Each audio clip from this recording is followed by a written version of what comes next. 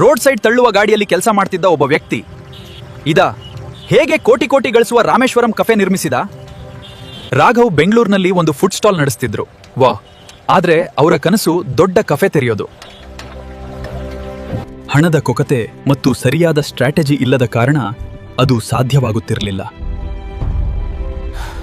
ಆ ಸಮಯದಲ್ಲೇ ಅವರು ದಿವ್ಯಾ ಅವರನ್ನ ಭೇಟಿಯಾದ್ರು. ದಿವ್ಯಾ ತಮ್ಮ CA ಪ್ರಾಕ್ಟೀಸ್ ಬಿಟ್ಟು ರಾಘವ್ ಜೊತೆ ಸೇರಿದ್ರು. ಸೌತ್ ಇಂಡಿಯನ್ ಫುಡ್ ಎಲ್ಲೆಡೆ ಸಿಕ್ತಿತ್ತು, ಆದ್ರೆ ಅದ್ರ ನೈಜತೆ ಕಳೆದೋಗಿತ್ತು. ಅದಕ್ಕಾಗಿಯೇ ಇವರು ಪ್ರಾರಂಭಿಸಿದ್ರು ರಾಮೇಶ್ವರಂ ಕಫೆ. ಇಲ್ಲಿ ಶುದ್ಧ ತುಪ್ಪ, ಫ್ರೆಶ್ ಚಟ್ನಿ ಮತ್ತು ಬ್ಯಾಟರ್. ಇವರು ಬಲವಾದ ಸೌತ್ ಇಂಡಿಯನ್ ಬ್ರ್ಯಾಂಡ್ ಐಡೆಂಟಿಟಿಯನ್ನು ನಿರ್ಮಿಸಿದರು.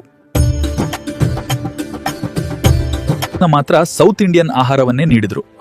ಬ್ರ್ಯಾಂಡ್ ಐಡೆಂಟಿಟಿ ಕಾಪಾಡಲು. ಕಫೆಗೆ ಹೆಸರು ದಕ್ಷಿಣ ಭಾರತದ ಒಂದು ಪವಿತ್ರ ಸ್ಥಳದಿಂದ ಪ್ರೇರಿತವಾಗಿದೆ.